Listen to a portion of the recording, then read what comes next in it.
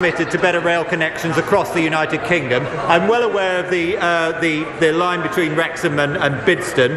I'm also aware that that went through a business case procedure, which was not completely positive about it.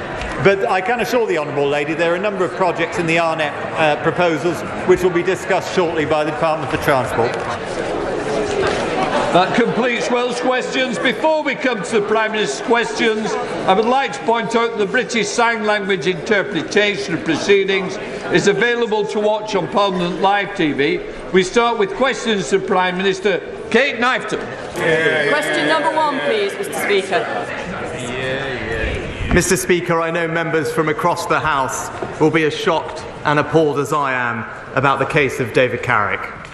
The abuse of power is truly sickening, and our thoughts are with his victims. The police must address the failings in this case, restore public confidence and ensure the safety of women and girls. There will be no place to hide for those who use their position to intimidate those women and girls, or those who have failed to act to reprimand and remove those people unfit from office. Mr. Speaker, this morning I had meetings with ministerial colleagues and others. In addition to my duties in this House, I shall have further such meetings later today. Kate Knifton. Thank you, Mr. Speaker. As the project champion for the North Midlands Manufacturing Corridor, next week I'm bringing together businesses, leaders and local councillors from across the region in Parliament to set out to Department for Transport officials the importance of the A50-A500 corridor. The Prime Minister understands the importance of investing in our infrastructure and unlocking the potential of our towns and cities. So will he urge government colleagues from Bays and DLUC to attend the meeting and to hear more about the benefits this investment would bring to our region? Mr. Speaker, the government recognises the strategic importance of the A50-A500 corridor to the Midlands. I know final decisions on this scheme will be made in the third road investment strategy, which is fully published next year, but I know my honourable friend will be contacting ministers in the relevant departments to invite them to hear her case. We now come to the Leader of the Opposition, Keir Starmer. Thank you, Mr. Speaker. Can I join with the Prime Minister in his comments about the dreadful case of Carrick? Mr. Speaker, it's 3 minutes past 12. If somebody phones 999 now because they have chest pains and fear it might be a heart attack, when would the Prime Minister expect an ambulance to arrive? Mr. Speaker, it's absolutely right that people can rely on the emergency services when they need them, and that's why we're rapidly implementing measures to improve the delivery of ambulance times and indeed urgent and emergency care. But I'd say to the honourable gentleman, if he cares about ensuring that patients get access to life-saving emergency care when they need it, why won't he support our minimum safety legislation? Mr. Speaker, the Prime Minister can deflect all he likes, but for the person suffering from chest pains, the clock started ticking straight away. Every minute counts. That's why the government says an ambulance should be there in 18 minutes. In that case, it would mean just about 20 past 12. Now, I know he doesn't want to answer the question I asked him, so I'm going to ask him again. When will that ambulance arrive? Mr. Speaker, because of the extra funding we're putting in to relieve pressure in urgent and emergency care departments, because of the investment we're putting in ambulance call handling, we will improve ambulance times as we are recovering from the pandemic and indeed the pressures of this winter. But I say to the honourable gentleman again, because he makes my case for me, he describes the life-saving care that people desperately need. So why, when in other countries like France, Spain, Italy and others, why is he depriving people here that care? Mr. Speaker, he obviously doesn't know or doesn't care. I'll tell him. If our heart attack victim had called for an ambulance in Peterborough at 12:03, it wouldn't arrive until 10 past 2. These are our constituents waiting for ambulances I'm talking about. If it was Northampton, it wouldn't arrive until 12. Order. Mr. Blister, I hope you want to see the rest of the questions out. because I want you to be here. But you're going to have to behave better. Come on, Keir Starmer. Mr. Speaker, I'm talking about our constituents. If they were in Northampton, it wouldn't arrive until 2:20. If they were in Plymouth, it wouldn't arrive until 2:50. That's why someone who fears a heart attack waiting more than 2.5 hours for an ambulance. Not the worst case scenario, just the average wait. So for 1 week, will he stop blaming others, take some responsibility, and just admit, under his watch, the NHS is in crisis, isn't it? Well, Mr. Speaker, I noticed the one place the honourable gentleman didn't mention was Wales, where we know ambulance times are even worse than they are in England, Mr. Speaker. No, and the reason that is the case, because this is not about politics. This is about the fact that the NHS in Scotland, in Wales, in England is dealing with unprecedented challenges, recovering from COVID, dealing with a very virulent and early flu season, and everyone is doing their best to bring those wait times down. But again, I'll ask him, if he believes so much in improving ambulance wait times, why won't he support our minimum safety legislation? Mr. Speaker, he won't answer any questions and he won't take any responsibility. By 1 o'clock, our heart attack victim is in a bad way. Sweaty, dizzy, chest tightening. This is a heart attack and they're shouting, this is your constituent. By that time, they should be getting treatment. But an hour after they've called 999, they're still lying there, waiting, listening to the clock tick.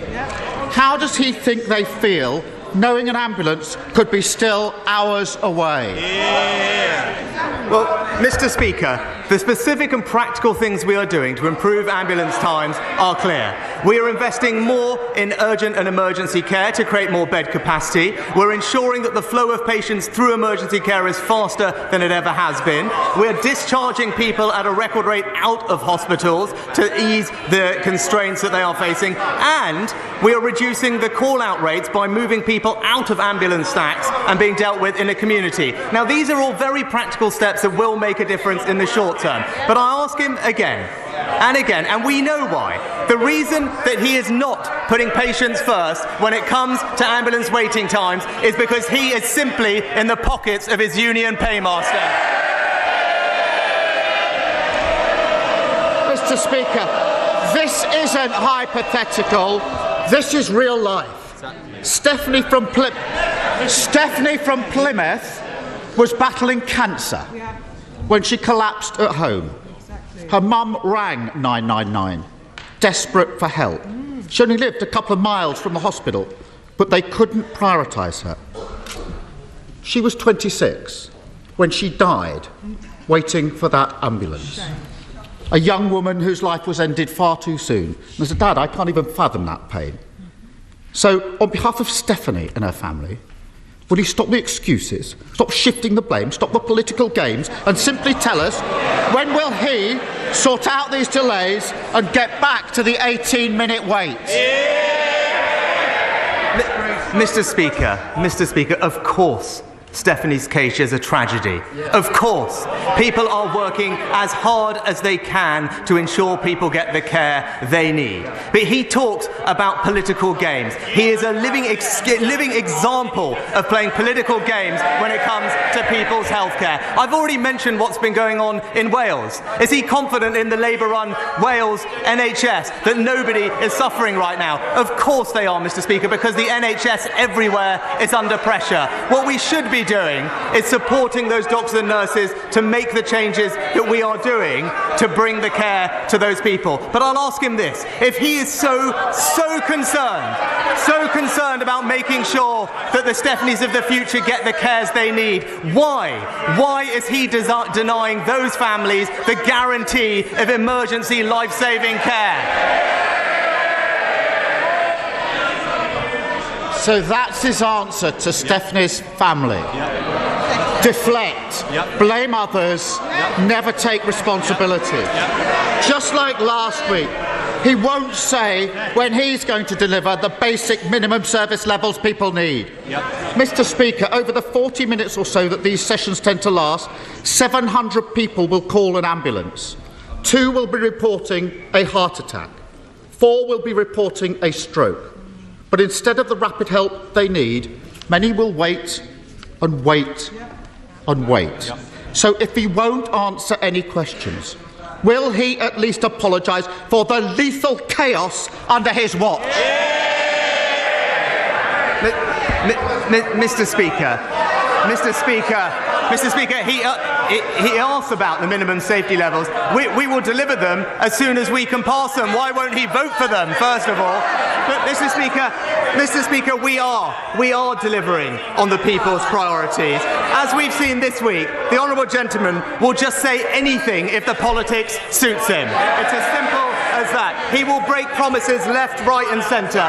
He promised to nationalise public services. He promised to have a second referendum. He promised to defend the mass migration of the EU. And now we're apparently led to believe that he... I expect the front bench just to keep a little quiet, because if they don't, there's somewhere else for them to shout their noise. Prime Minister. Mr. Speaker, if we are going to deliver for the British people, people need to have strong convictions. But when it comes to the honourable gentleman, he isn't just for the free movement of people, he's also got the free movement of principles.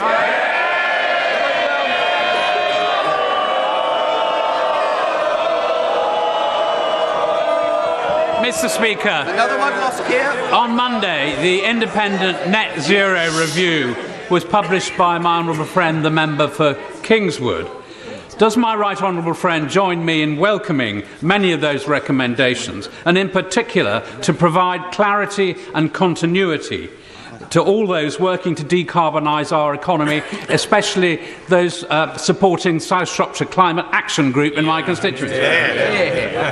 Well, Mr. Speaker, can I thank my right honourable friend, the member for Kingswood, for his review, but also pay tribute to my right honourable friend for his work in this area. I'm pleased that the report recognised the UK's leadership in tackling climate change and catalysing a global transformation in how other countries are dealing with it. We have, as the report acknowledged, exceeded expectations to decarbonise, and we're responding to the full range of the review's requests and recommendations in the coming year. Leader of the SNP, Stephen Flynn.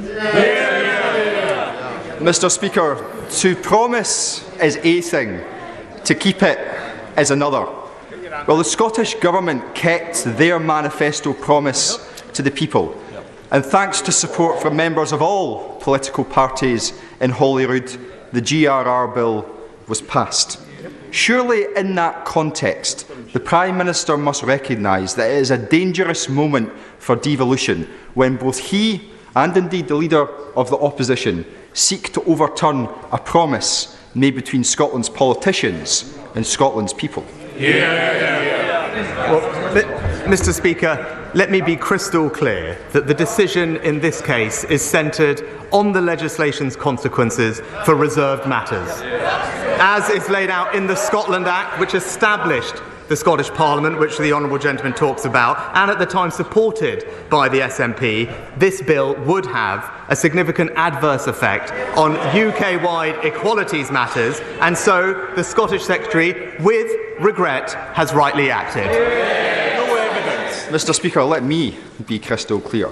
This is the Conservative Party seeking to stoke a culture war against some of the most marginalised people in society, and Scotland's democracy is simply collateral damage. And on that issue of democracy, let's reflect, because on Monday the UK Government introduced legislation to ban the right to strike against the express wishes of the Scottish Government. On Tuesday, they introduced legislation to overturn the GRR against the express wishes of the Scottish Government. And this evening, they will seek to put in place legislation that rips up thousands of EU protections against the express wishes of the Scottish Government. Are we not now on a slippery slope from devolution to direct rule? Yes. No, Mr. Speaker, of course we're not. This is simply about protecting UK-wide legislation, about ensuring the safety of women and children. This is not about the devolution settlement. I would urge the honourable gentleman and his party to consider engaging with the UK government on this bill, as we did before the legislation passed, so that we can find a constructive way forward in the interest of the people of Scotland and the United Kingdom. Edward Timpson. Thank you very much, Mr. Speaker. The care, education and support that children receive in their earliest years has the biggest impact on their future life outcomes. And that's why the affordability, accessibility and quality of childcare is so important for families in Edinburgh and right across the country. Yet, despite significant investment by the UK government since 2010, for too many families the childcare system remains inflexible, complex and expensive. So, can I ask my right honourable friend to restate to this House his commitment to address this essential and pressing issue so that every child can have the best start in life? Well, I know this is a topic my honourable friend knows very well from his own background, and he's right that it is essential to access quality childcare, which is why we provide every 3- and 4-year-old eligible with at least 15 hours a week of free childcare, and we are considering new plans to improve the cost, choice and affordability of childcare, whether consulting on ratios or indeed supporting more people to become childminders. A Transport Secretary implying NHS workers are deliberately putting people in danger. A Health Secretary pitting dedicated nurses against vulnerable patients. Does the Prime Minister really expect the public to believe that the very people who have dedicated their lives to saving life and limb are so reckless? Or is it not the case that this government have pushed them to their absolute limit and they have no other option but to strike? Mr. Speaker, we have enormous respect and gratitude for all our public sector workers, especially those in the NHS, which is why we have backed them with not just record funding, but also record investment in more doctors and nurses, 15,000 more doctors, 30,000 more nurses, and more life-saving equipment, which will help them do their jobs, and we continue to want to engage constructively in dialogue with them. David Simmons. Well, thank you, Mr. Speaker. Ruislip, Northern and Pinner has a great many car-dependent, older and disabled constituents, many of whom are horrified to read that the Mayor of London may have manipulated the outcome of his own consultation in order to impose an unwanted £12.50 daily charge every time they go to a medical appointment or attend hospital. So, does my right honourable friend agree with me that any further rollout of the ULEZ should be paused until these matters have been fully investigated? Well, my honourable friend has rightly pointed out that transport in London is devolved to the Labour Mayor of London, and it is disappointing that the Mayor, backed by the Leader of the Opposition, is choosing not to listen to the public, expanding the zone against the overwhelming views of residents and businesses. I urge the Mayor to properly reconsider and respond to these serious concerns. Mr. Speaker, the Prime Minister showed his card this week by ramming through the sacking nurses bill. Yeah. He has literally gone from clapping nurses to sacking them. His Transport Secretary has said that the bill is unworkable, and the Education Secretary has said that it is not needed. Why does he still want the bill? Mr. Speaker, it was the Labour Party that showed their cards this week when it came to backing working people. What I'd say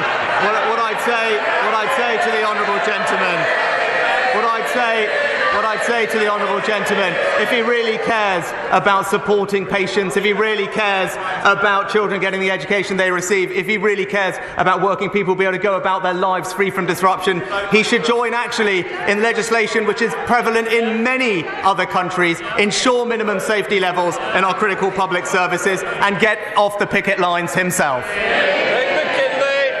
Thank you, Mr. Speaker. Continuing a theme, evidence is now very clear that the London Mayor's sham consultation has suppressed 5,000 negative responses from members and supporters of Fair Fuel UK, of which I am the APPG chairman. Now, what angers me is this is a tax against my residents in South Thanet. It's a tax against Kent residents. It's a tax against all of the home counties. This is true taxation without representation. And when my right honourable friend assure me he will do all that he can to stop this, because it is a tax that is a fill-up against a failed mayor's budget and a failed mayor. Well, my honourable friend makes an excellent and powerful point. The Labour mayor is imposing this tax on a public which does not want it. He's right to highlight that. Expanding this zone is not something that communities want, and I look forward to working with him to urge the mayor to properly consider and respond to all these views and stop this unfair tax. Wait, David! Mr. Speaker, during a period of 12 months, 2 of my Caerphilly constituents have lost their lives after being attacked by dangerous dogs. A 10-year-old boy and a senior citizen. Fatalities have also occurred in other parts of the country. It is clear that the Dangerous Dogs Act is woefully inadequate. The government has commissioned studies. It has debated the subject at length, but it has done nothing. My question is, when will the government take action on the issue of dangerous dogs? Well, the honourable gentleman raises a very important case, and I'm very sorry to hear about the specific families that he mentions, and we recognise that dog attacks can have horrific consequences, and I want to assure him that we take the issue incredibly seriously, and that's why we've established a working group between police, local authorities and other key stakeholders to consider all aspects of tackling irresponsible dog ownership. That working group will make its recommendations later this year, and of course the government will respond promptly. Karen Bradley. Speaker. Mr. Speaker, Staffordshire Moorlands District Council, run by the Conservatives, has an excellent track record of delivering for my constituents whilst keeping council tax low. We have put a bid in to the Levelling Up Fund, and I know that that money would make such an incredible difference to my constituents. So will he use his good office to encourage the Department for Levelling Up to look favourably on us this week? Well, my right honourable friend has been a stalwart champion for her community, and in particular their Levelling Up Fund bid, which I know will make a massive difference to her community. I wish her and her constituents every success when we announce the next successful round of bidders to that fund. Sarah Green. Thank you, Mr. Speaker. Many of my constituents in Cheshire and Amersham are struggling to keep up with their energy bills this winter.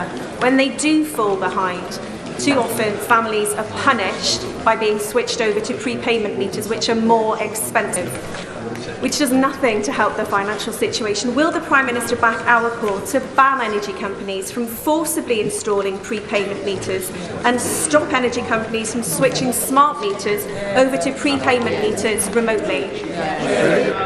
Well, Mr. Speaker, I want to assure the Honourable Lady that Ofgem actually has specific regulations in place regarding the use of prepayment meters and how energy companies should treat those that are struggling with their bills. But what I am pleased to say is that her constituents will receive around £900 at a minimum of support with their energy bills this winter as a result of the actions of this government. Jacques Leplesty.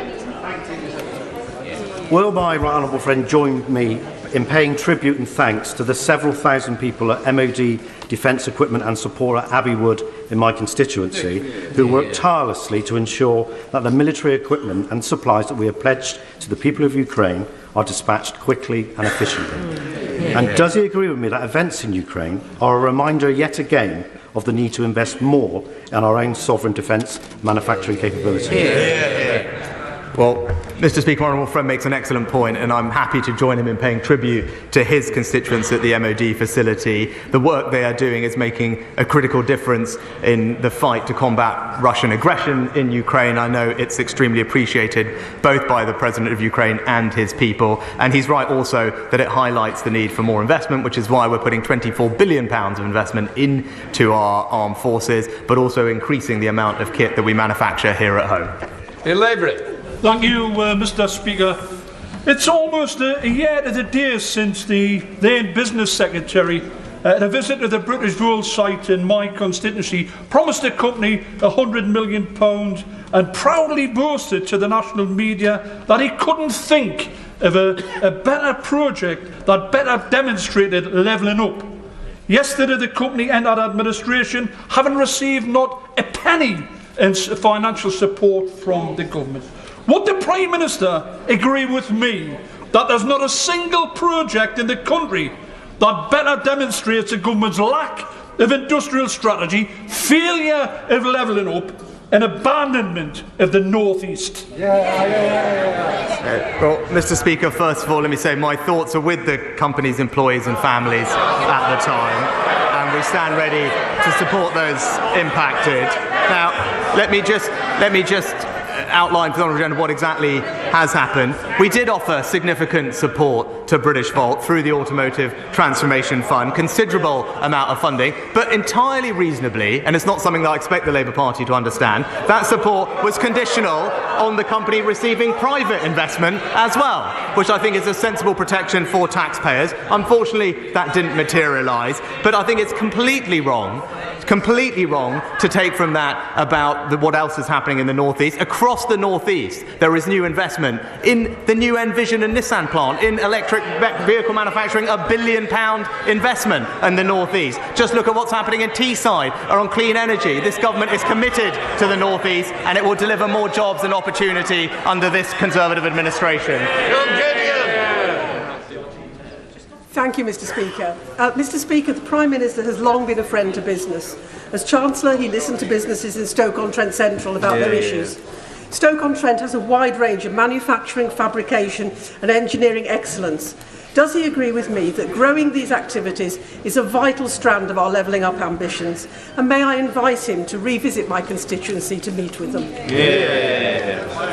Why, my honourable friend is an excellent champion for her constituents, and particularly her advanced manufacturing businesses, which I've had the pleasure of visiting with her in the past. It's important that we support those businesses on energy prices, which we are doing through the announcement the Chancellor recently made, particularly with regard to generous support for energy-intensive industries, and indeed they can also apply for up to £315 million of capital grant funding to help them make the transition to net zero. Oh, Butler. Thank you, Mr. Speaker. Mr. Speaker, when I had breast cancer, I had phenomenal nurses. When I had to be rushed to the A&E, the ambulance crew looked after me. Unison, GMB, they're on strike because no one's negotiating with them. Mr. Speaker, for the first time in the Royal College of Nursing history, they have balloted and they are on strike today. I've spoken to the General Secretary of the RCN. She's adamant she wants to end the disputes. She just needs a meeting with the Prime Minister.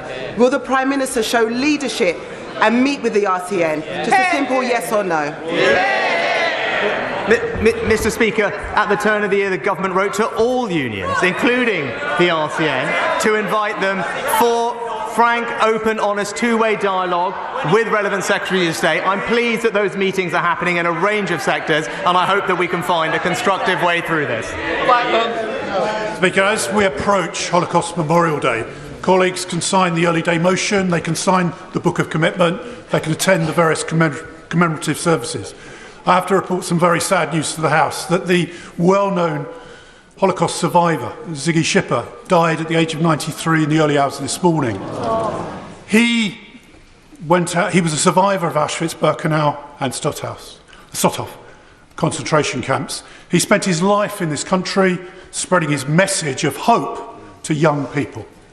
Will my honourable friend join with me in thanking Ziggy for his life, for his message, which is very vitally important as we sit here today. Do not hate. Well, Mr. Speaker, I'm very sorry to learn that Ziggy has passed away, and my thoughts are, of course, with his family. I know he was a man with wonderful, wonderful energy and humanity, and I pay tribute to him for his work, and indeed all Holocaust survivors who have so bravely shared their testimonies. We must never forget the Holocaust, and as my honourable friend rightly said, I know the whole House will join me and him in echoing Ziggy's message, which is poignant and accurate. Do not hate. Graham Stringer. Will the Prime Minister join his Conservative predecessors in guaranteeing that the HS2 project reaches Manchester, or does he still believe that investment should be taken for poorer areas in the north and given to the more affluent parts of Kent? Mr. Speaker, this government is investing record sums in transport infrastructure across the country, but especially in the North and Midlands, with a £96 billion integrated rail plan, which will improve journey times east-west across the north and connectivity across the East Midlands. It's a record we're proud of, and now we'll get on with delivering it. Richard Fuller. Speaker, there's been a 40% increase in patients on roll with GPs in Biggleswade in the last 15 years, but last week proposals for a Biggleswade Health Hub were not progressed, despite support, financial support from Conservative-controlled Central Bedfordshire Council. So can my right honourable friend advise me what is the status of our manifesto commitment to infrastructure first? And will he and his ministers work with me to bring together the various parts of the NHS to bring the Biggleswade Health Hub back on track? Well, I'd be very happy to organise a meeting for the Honourable Gentleman to discuss how to progress his project. He's right about the importance of primary care. There is more investment going in, but we want to make sure it works for his constituency, and I look forward to arranging a meeting with him with the relevant minister. Thank you, Mr. Speaker. The Prime Minister is well aware of the injustice of prepayment meters, not recently because he commented on it earlier in a question, because it's long-standing. Higher tariffs and higher social charges. Why then has he allowed a situation where hundreds of thousands have been forced into that penury at a time when winter is upon us and prices are rocketing, and where we face a situation of 8.4 million people facing fuel poverty in April? All he requires to do is to instruct, through himself or through a minister, Ofgem to ensure that there's an equalisation of tariffs between debit and credit, and also that his government takes steps to provide a fund for those who have seen debt arise because of his government's failures. Will he end that manifest injustice of the poor paying most? Well, Mr. Speaker, I think the Honourable Gentleman's proposal would also increase bills for many millions of families, so I'm not sure it is the right approach. But what we are doing is providing around £900 of specific support with all families' energy bills this winter. There's further targeted support for those who are most vulnerable, which is absolutely the right thing to do. And, as the Chancellor has already announced, we're consulting on what the best thing to do going forward, including options, as he mentioned, such as a social tariff, as part of our wider reforms to the retail energy market. Laura Farris. Thank you, Mr. Speaker. Every single country in the G7 requires some level of minimum service to be provided when strikes take place in essential public services, often with laws that actually go much further than that. Does my right honourable friend agree that the British people should be entitled to the same basic level of protection when strikes take place in these services? And does he think the former Labour Prime Minister Tony Blair had a point when he said last year the big defect at the birth of the Labour Party was its tie to organised labour? Well, Mr. Speaker, my honourable friend put it very well, but she's right to make the point that what we're proposing is in line with the vast majority of other countries around the world. Indeed, many countries ban strikes in blue light services altogether. We are not doing that. We are joining countries across continental Europe and having minimum safety laws, which I think reasonably the public would expect to have a level of emergency life-saving care in the event of strikes. I think that's a common sense, reasonable position to take, and we all know why the party opposite can't bring themselves to support it. Thank you, Mr. Speaker. This month, the Right Honourable Member for Stratford-upon-Avon was forced to pay millions to HMRC to settle a tax dispute. Was the Prime Minister aware of the investigation when he appointed him to his Cabinet and as Chairman of the Conservative Party? Will the Prime Minister demand accountability from his Cabinet members about their tax affairs?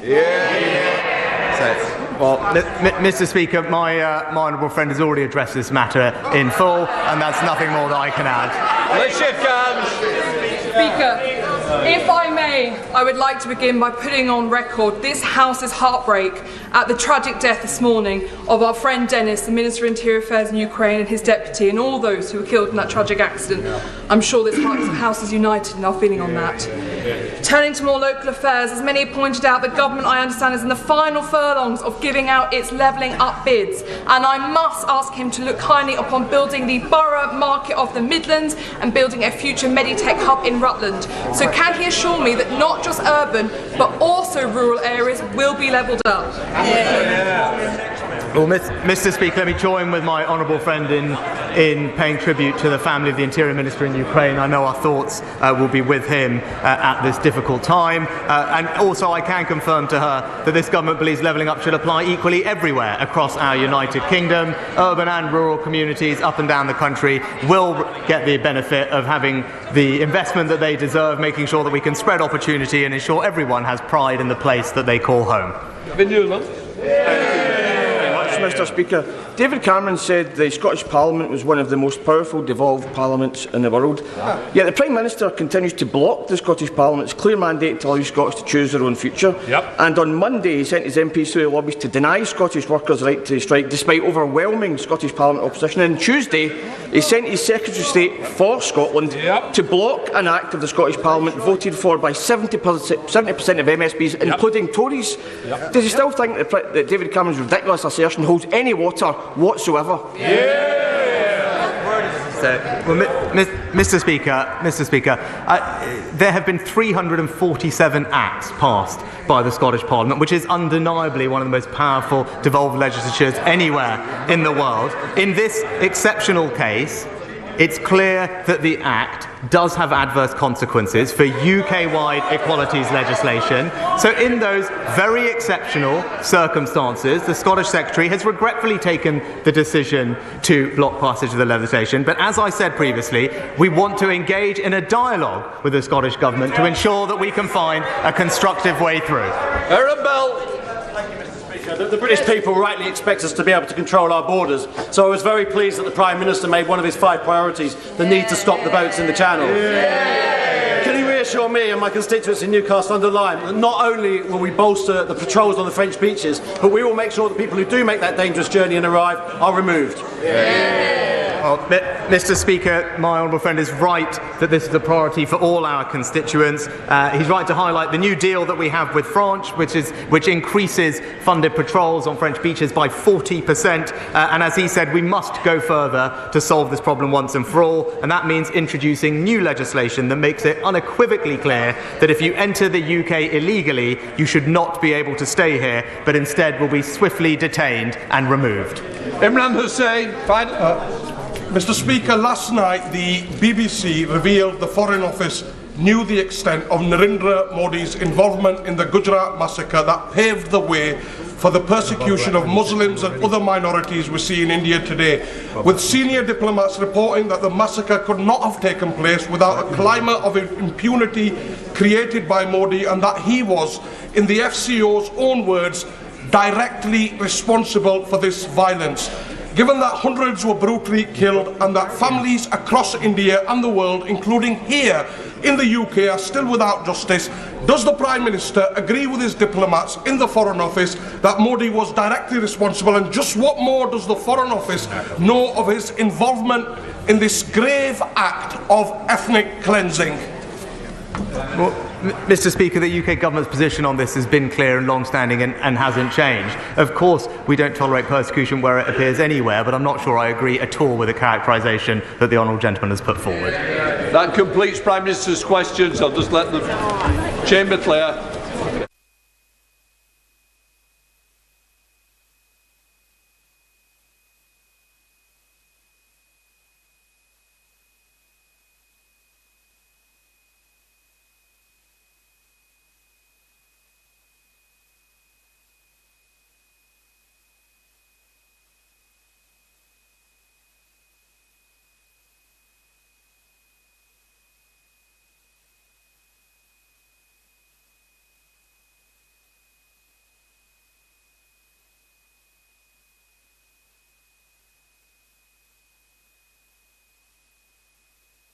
Right, we now come to the urgent question.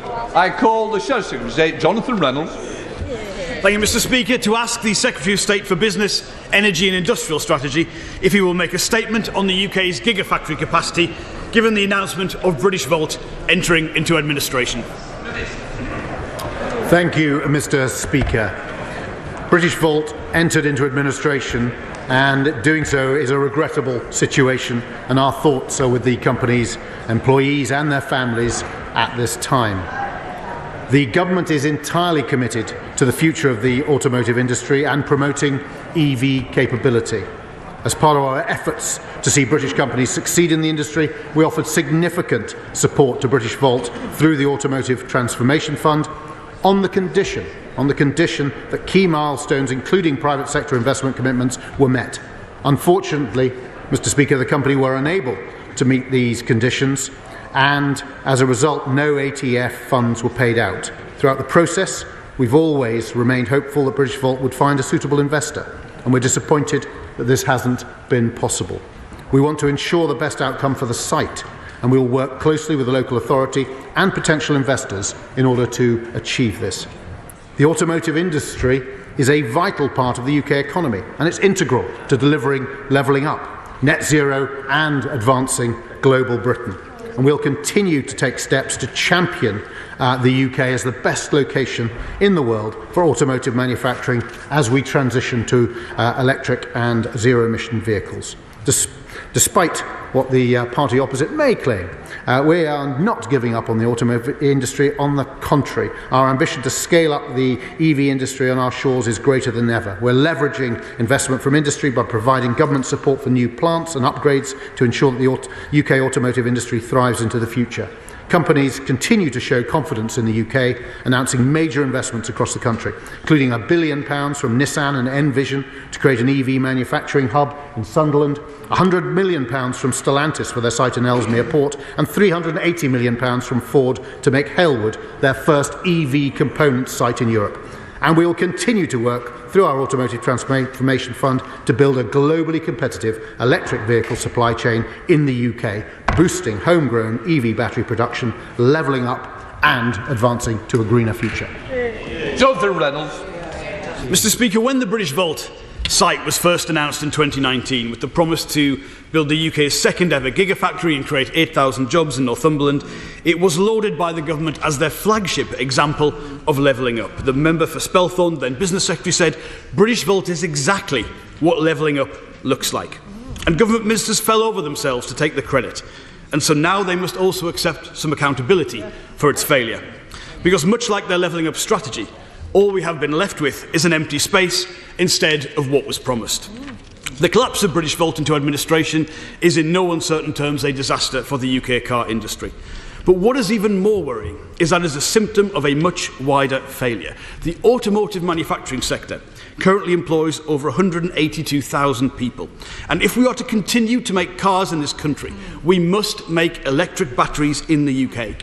The Faraday Institute says we need 10 factories by 2040 to sustain our automotive sector. So even if British Volt were going ahead, we would still be nowhere near where we need to be. And these factories are being built in competitor countries, and that is because they have governments with the vision and commitment to be the partner private firms need to turn these factories from plans on paper into a reality. So surely the government must accept that we do now need an industrial strategy. Will the Minister update the House on the government's plans to urgently increase the battery making capability of the UK?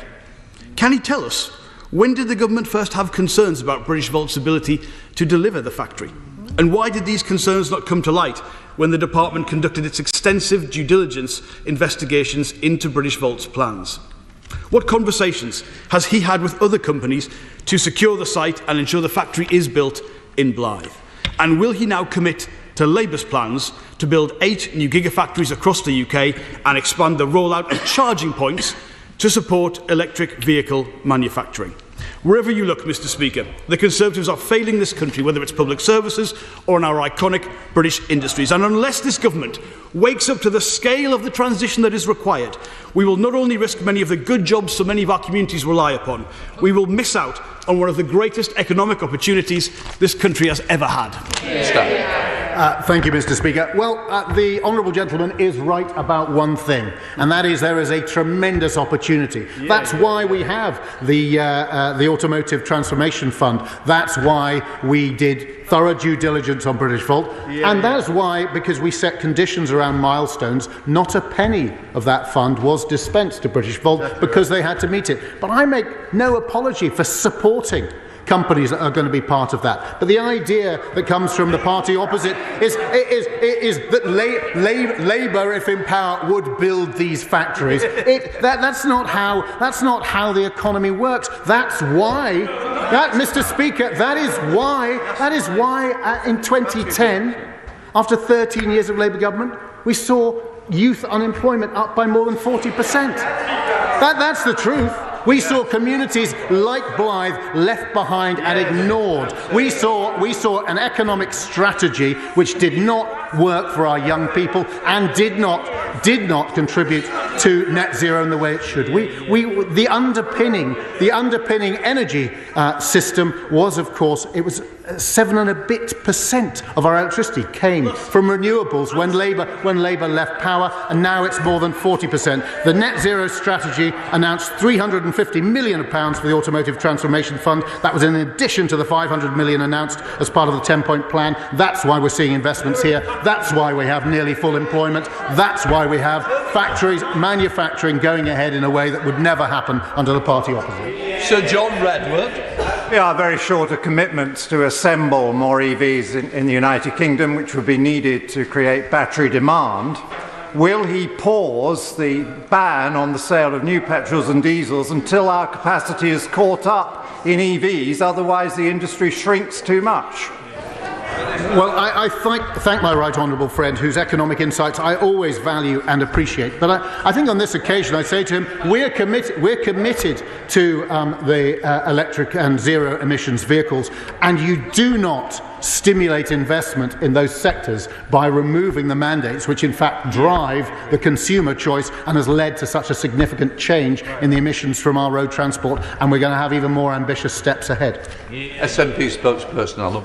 Thank you, Mr. Speaker. Firstly, I would like to express sympathy for all these affected by the job losses. Absolutely. But this is an abject failure of the mythical Levelling Up agenda. Yep. That, unfortunately, shouldn't come as a surprise. It's actually always irritated me that the Tories claim they're the very ones to level up communities, the very communities that they devastated in the first place. Now, just over a year ago, the former Prime Minister was boasting about the construction of British Volt's Gigafactory. He said it would create 3,000 direct jobs, 5,000 supply chain jobs, and support the production of 300,000 batteries for car production. So this meant putting our faith in a company with no pedigree, no assets except a field, and no products to deliver a £4 billion factory, and that with one owner with a conviction for fraud. Now, we know this government doesn't care about paying taxes, but this is akin to awarding a ferry contract to a company with no ferries.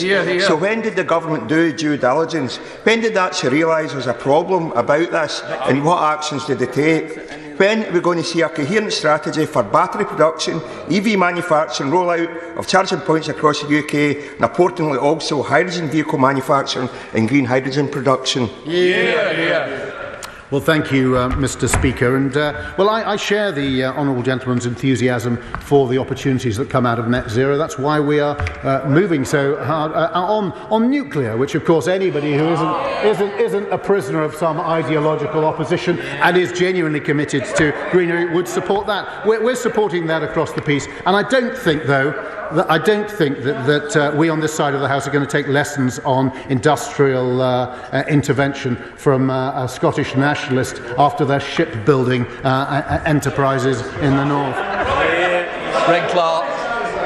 Indeed, Mr. Speaker, as my right honourable friend pointed out, no cars with internal combustion engines can be sold after 2030.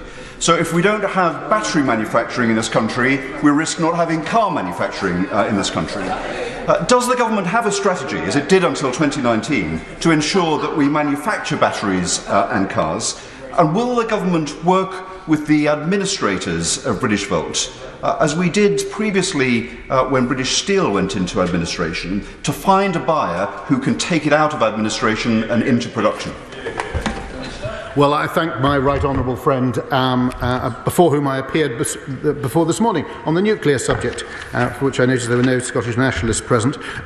He's absolutely right about the need to have those batteries in place, and as I've said, that's what the Automotive Transformation Fund, amongst others, is designed to do. The automotive sector generated £58.7 billion in turnover and £14 billion in GVA in 2021, and we're committed to ensuring that it it goes forward successfully. And I look forward to working with the former Secretary of State to make sure that going forward we do have those factories in this country, which is absolutely vital to make sure that on British roads with zero emissions vehicles there